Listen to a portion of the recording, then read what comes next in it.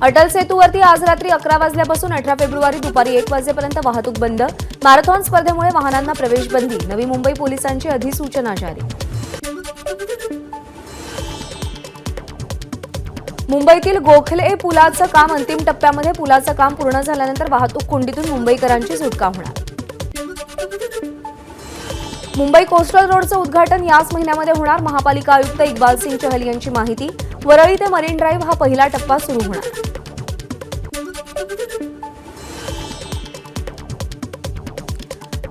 रविवारी रेल्वेच्या तिन्ही मार्गांवरती मेगा ब्लॉक. मध्य रेल्वेवरती ठाणे कल्याण जलद मार्गावर, हार्बरवरील सीएसएमटी ते चुनाभट्टी वांद्रे मार्गावर, तर पश्चिम रेल्वेवर वसई रोड ते भाईंदर मार्गावर मेगा ब्लॉक.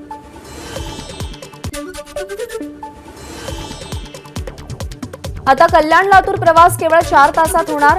एनएचआयच्या माध्यमातून सुमारे 1050 किलोमीटरच्या रस्त्याची उभारणी करण्यात येते. या प्रकल्पात कल्याण लातूर द्रुतगती महामार्गाचा समावेश. राम मंदिर आता रोज तासभर बंद राहणार. मंदिराचे दरवाजे दुपारी 12:30 ते 1:30 पर्यंत बंद राहणार असल्याची माहिती. मंगळवारी विधिमंडळाच्या विशेष अधिवेशनात चर्चा करून मराठा समाजाला 10% आरक्षण देण्याबाबतचा कायदा केला जाण्याची शक्यता. कुणबी नोंद सापडलेल्यांना कुणबी दाखले देण्याबाबत अधिवेशनामध्ये चर्चा होणार.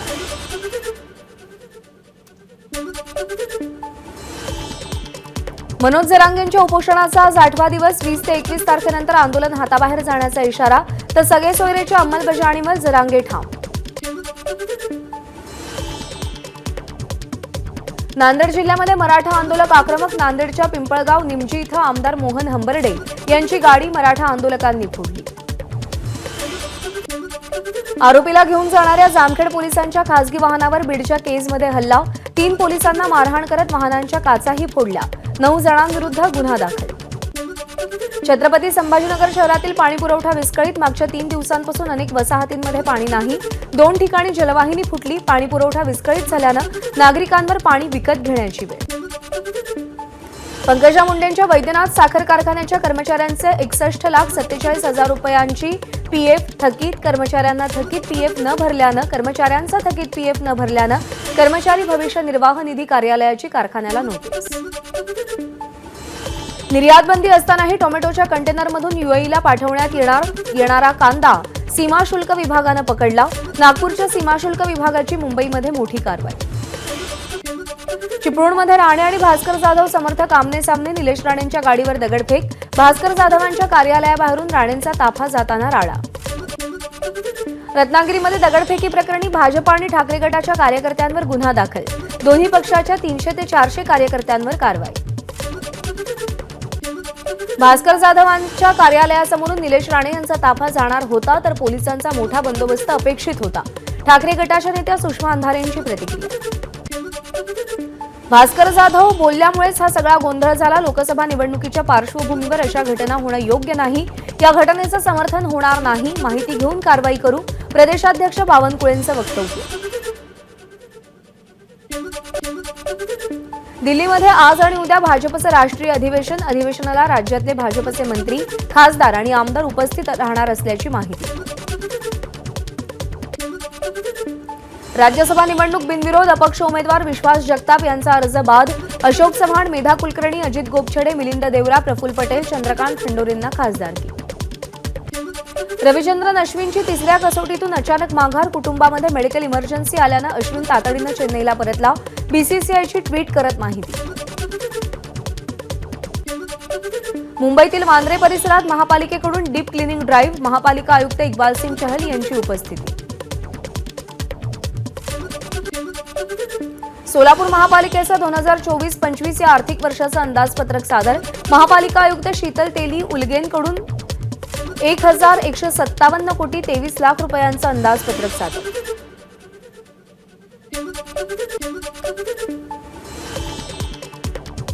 माहुल ते रसायनी पेट्रोलियम पाईपलाईनचा मार्ग मोकळा. पेट्रोलियम पदार्थ माहुलहून रायगडला नेणाऱ्या पाईपलाईनला हायकोर्टाकडून हिरवा कंदील. 43 किलोमीटरच्या पाईपलाईन करता कांदळवनाच्या कत्तलीची हायकोर्टाकडून परवानगी.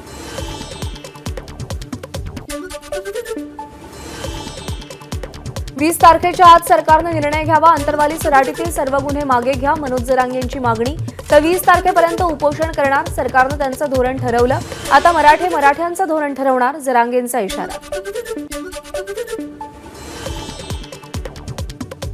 मनोज जरांगेंनी राजकीय टीका करू नये, मराठ्यांचं आंदोलन भरकटता कामा नये, नितेश राणेंचा जरांगेंना सल्ला.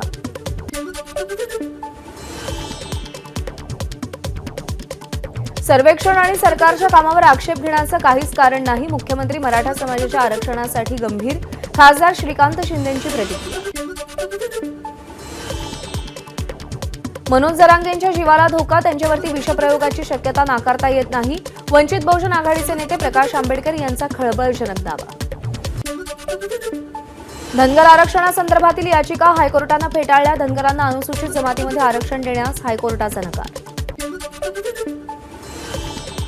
अनुसूचित जातीमध्ये समाविष्ट करण्याची मागणी उच्च न्यायालयानं फेटाळल्यानं धाराशिवमध्ये धनगर समाज आक्रमक, केंद्र सरकार आणि राज्य सरकारचा प्रतिकात्मक पुतळा जाळत निषेध व्यक्त केला. वांद्र्यामध्ये भाजप आणि ठाकरे गटात पोस्टर वॉर, कलानगर सिग्नलवर गेटवेल सून उद्धव ठाकरे या भाजपच्या पोस्टरला get out soon Fadnavis, Shiv Sena गटाच्या पोस्टरमधून भाजपला उत्तर.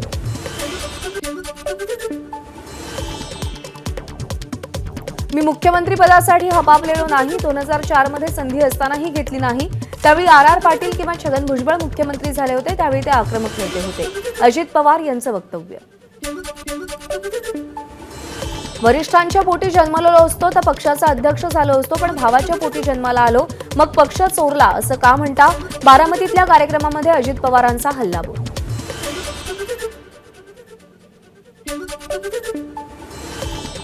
अजित पवारांना सगळी पदं शरद पवारांमुळे मिळाली, भावाचा मुलगा होता म्हणून उपमुख्यमंत्रीपद दिलं, इतका कृतज्ञ माणूस राजकारणामध्ये पाहिला नाही, जितेंद्र आव्हाडांची टीका. अजित पवार केवळ सत्तेसाठी जन्माला आले, जितेंद्र आव्हाडांचा आरोप. तर शरद पवारांना डिवचण्याचा प्रयत्न करू नका, बात निकलेगी तो बहुत दूर तलक जाएगी, आव्हाडांचा इशारा. अजित पवार आपल्याच काकांचं राजकीय जीवन बर्बाद करायला निघाले, रक्ताचं नातं आहे मग विष का कालवताय, जितेंद्र आव्हाडांचा सवाल. शरद पवार आणि अजित पवारांमध्ये अंतर निर्माण करण्याचं काम आव्हाडांनी केलंय, राष्ट्रवादीमध्ये जितेंद्र आव्हाडांना एकटं राहायचंय, धनंजय मुंडेंची आव्हाडांवर टीका. आपल्या देशात दिसणारी 56 इंचांची छाती परदेशामध्ये मात्र 2 इंचांची असते, प्रकाश आंबेडकरांची पंतप्रधान नरेंद्र मोदींच्या परराष्ट्र धोरणावर जोरदार टीका. शिवाजी आढळरावांची पुणे म्हाडाच्या अध्यक्षपदी वर्णी, आढळरावांनंतर महायुतीकडून शिरूर लोकसभेच्या रिंगणामध्ये कोणता उमेदवार उतरवला जाणार, याबाबत प्रश्नचिन्ह.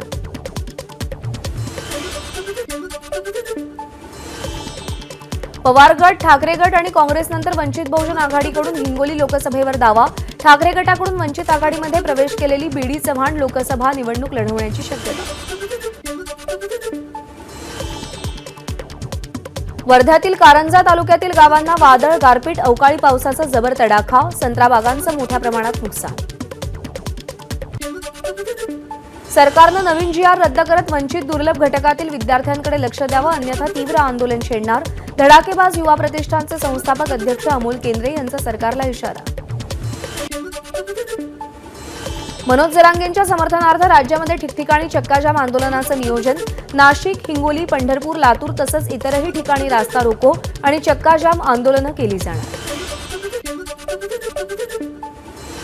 मुंबईच्या गोवंडीतील आदर्शनगर भागात पहाटे 10 ते 12 घरांना आग, आगीवरती नियंत्रण मिळवण्यात अग्निशमन दलाला यश, आगीमध्ये कोणतीही जीवितहानी नाही. वसईतील तलाव मुख्य रस्त्यावरती पालिकेच्या बसला आग, शॉर्ट सर्किटमुळे आग लागल्याची प्राथमिक माहिती, सुदैवानं कोणतीही जीवितहानी नाही.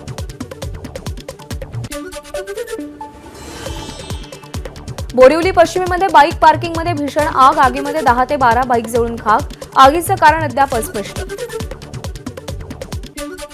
मुंबईतील साकीनाका खैरानी रोडवरील डम्पिंग ग्राउंडमध्ये आग लागल्याची घटना, ग्राउंडवरील बेवारस गाड्यांमुळे आग लागल्याची माहिती.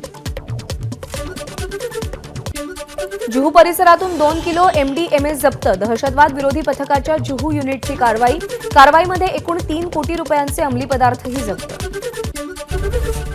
एबीपी माझा, उघडा डोळे बघा नीट.